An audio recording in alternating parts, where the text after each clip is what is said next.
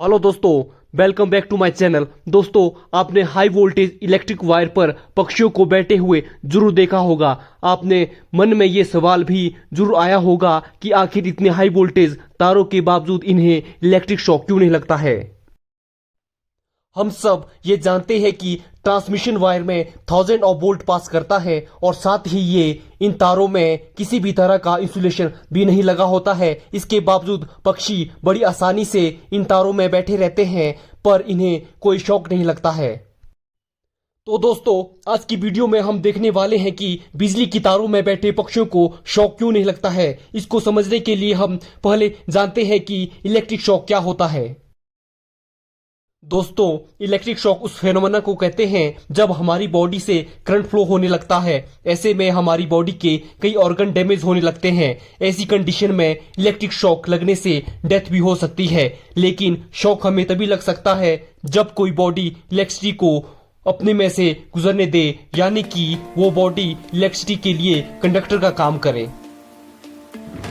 और दूसरा क्राइटेरिया होता है पोटेंशियल डिफरेंस, यानी कि बॉडी वो इलेक्ट्रिक सोर्स के बीच पोटेंशियल डिफरेंस का होना बहुत जरूरी होता है। पोटेंशियल डिफरेंस वो कंडीशन होती है जिसके कारण इलेक्ट्रिसिटी हाई वोल्टेज से लो वोल्टेज की तरफ फ्लो करती है। दोस्तों, मैं आपको एक एग्जांपल की सहायता से बताने की कोशिश करता हूं जिससे कि आपका सभी डाउट क्लियर हो सके। जैसा कि हमने दो कंटेनर ले लिए हैं, दोनों में बराबर पानी भरा हुआ है, दोनों एक ही सरफेस में रखे हुए हैं। ऐसे में इन दोनों कंटेनर को एक पाइप के साथ जोड़ा जाता है, तो क्या इनके बीच वाटर फ्लो होगा? तो इसका जवाब होता है नहीं, क्योंकि दोनों कंटेनर के बीच पोटेंशियल डिफरेंस नहीं है। अगर वाटर का फ्लो बना रहे तो किसी एक कंटेनर को वाटर से फिल करना पड़ेगा या फिर किसी कंटेनर को ऊंचाई पर रखा जाता है, तब जाकर एक हायर पोटेंशियल क्रिएट होगा और तभी जाकर हाई पोटेंशियल से लो पोटेंशियल तक वाटर फ्लो होगा। यही सेम कंसेप्ट करंट फ्लो के लिए भी जरूरी होता है, बस यहाँ पानी की जगह वोल्टेज होता है। अगर हम ह्यूमन बॉडी को दोनों क्राइटेरिया में फिट करा के देखते हैं तो पता चलता है कि हमारी स्किन जिससे होकर की इलेक्ट्रिक करंट फ्लो करती है वो इलेक्ट्रिसिटी का कंडक्टर नहीं है। इसके बावजूद हमारी बॉडी से इलेक्ट्रिक करंट फ्लो करती है। दोस्तों, इसका रीजन होता है कि हमारी बॉडी में स्वेट ग्लैंड होता है जिसमें स्वेट हमेशा मौजूद रहता है। इस स्वेट में मेटल आयन होते हैं। ये मेटल आयन इलेक्ट्रिसिटी के लिए बेटर कंडक्टिंग नेचर रहता है, जिसकी सहायता से करंट हमारी बॉडी से पास करता है और हमें शॉक लगता है। इसके अलावा अगर हम पोटेंशियल डिफरेंस वाले क्राइटेरिया में ह्यूमन बॉडी को रखते हैं तो इस केस में हमें इलेक्ट्रिक शॉक तभी लगता है जब हम अर्थ के डायरेक्ट कनेक्शन में होते हैं। ऐसे में अर्थ एक लो वोल्टेज एंड क्रिएट करता है जिसके कारण सोर्स से इलेक्ट्रिसिटी आकर हमारी बॉडी से पास करके अर्थ में चली जाती है, जो कि पोटेंशियल डिफरेंस के कारण ही होता है। अब हम देखते हैं कि पक्षियों को इलेक्ट्रिक शॉक क्यों नहीं लगता है। आप इसे आसानी से समझ सकते हैं। अगर हाई टेंशन लाइन वो लो टेंशन लाइन में बैठे पक्षी को अगर इलेक्ट्रिक शॉक नहीं लगता है तो इसके पीछे दो रीजन हो सकते हैं। पहला, जो पक्षियों का शरीर होता है वो इलेक्ट्रिसिटी के लिए अच्छा कंडक्टिंग नहीं होता है। ऐसे में जब वो किसी वायर में बैठती है तो करंट उसकी बॉडी को बाईपास होकर आगे निकल जाती है, इसीलिए वे इन तारों में आसानी से बैठ जाते हैं। दूसरा कारण होता है किसी पक्षी के वायर में बैठने से कोई पोटेंशियल डिफरेंस क्रिएट नहीं होता है। जैसा कि हमने आपको बताया कि अगर पोटेंशियल डिफरेंस क्रिएट नहीं होता है तो बॉडी से इलेक्ट्रिसिटी फ्लो नहीं होती है और शॉक नहीं लगेगा।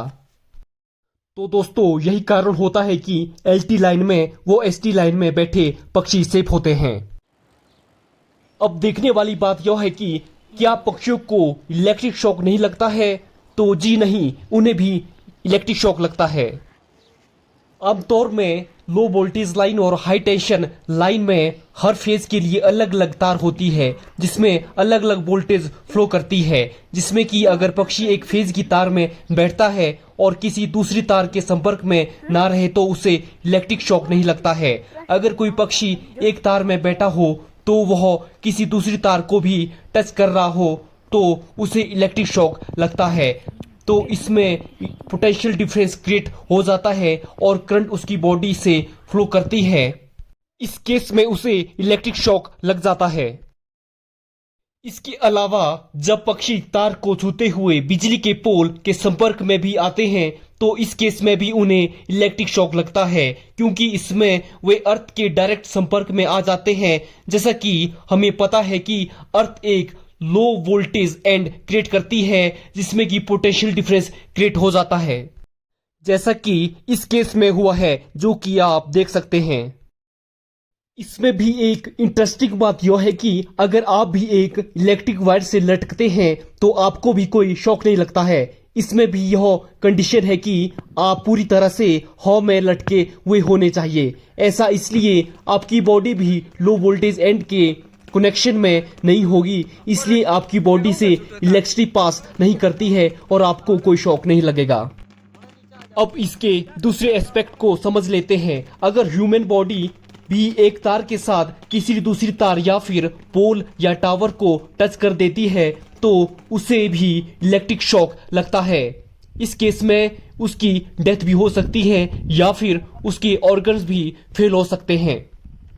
तो फ्रेंड्स, आप इलेक्ट्रिक शॉक लगने के सभी एस्पेक्ट को समझ गए होंगे। अगर वीडियो अच्छा लगा होगा तो please like, subscribe my channel and have a nice day.